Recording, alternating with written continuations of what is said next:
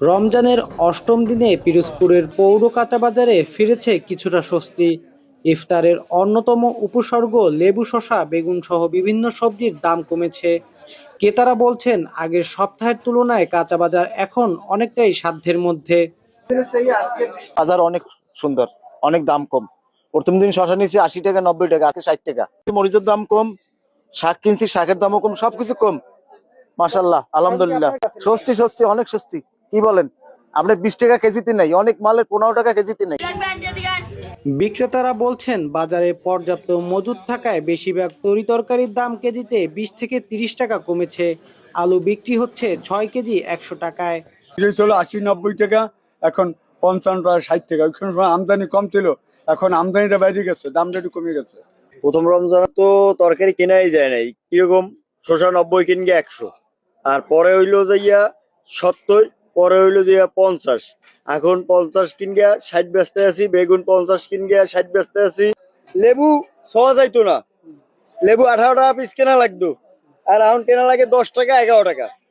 লেবুর আলি 50 বেচতে আছি, আগে ছিল 70-60 টাকা কেজি, আর বর্তমানে 17 টাকা কেজি, 6 কেজি 100 কেজি। মুদি বাজারেও মিলেছে কিছুটা স্বস্তি। পেঁয়াজ বিক্রি হচ্ছে প্রতি কেজি 50 টাকা, রসুন 100 টাকায় এবং ছোলা বুট 80 টাকায় বিক্রি হচ্ছে, যা গত সপ্তাহের তুলনায় 10 টাকা কম। তবে মাংস এবং মাছের বাজারের দাম স্থিতিশীল রয়েছে।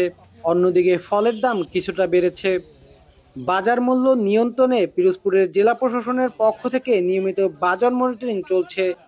প্রশাসনের পক্ষ থেকে জানানো হয়েছে, নিত্য প্রয়োজনীয় দ্রব্যের বাজার স্থিতিশীল রাখতে পুরো রমজান জুড়েই চলবে এই কার্যক্রম।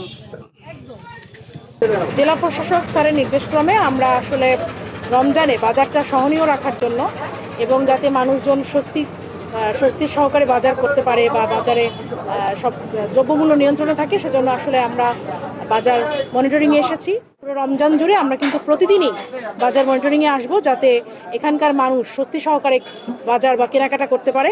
নিত্য প্রয়োজনীয় পণ্যের দাম সহনশীল পর্যায়ে রাখতে প্রশাসনের নজরদারির পরেও কিছু অসাধু ব্যবসায়ী দাম বৃদ্ধি করছে। এটি রুখতে প্রশাসন ছদ্মবেশে মনিটরিং করার কথা জানিয়েছেন। আমরা নিজেরা একটু ছদ্মবেশ অভিযান চালাবো ভাবছি, কারণ আমরা চলে আসলে দেখা যায় যে ওরা কম দামে বলতেছে, বাট অন্যান্য যখন সাধারণ মানুষ আসে একটু বেশি দাম বলতেছে। আমরা এই ব্যাপারটা কঠোর নজরে রাখবো।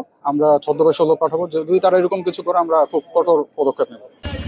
সামনের রমজানের দিনগুলো বাজার পরিস্থিতি কেমন থাকে সেটি এখন দেখার বিষয়। সাদি মোহাম্মদ হিমেল, বাংলাদেশ টাইমস, পিরোজপুর।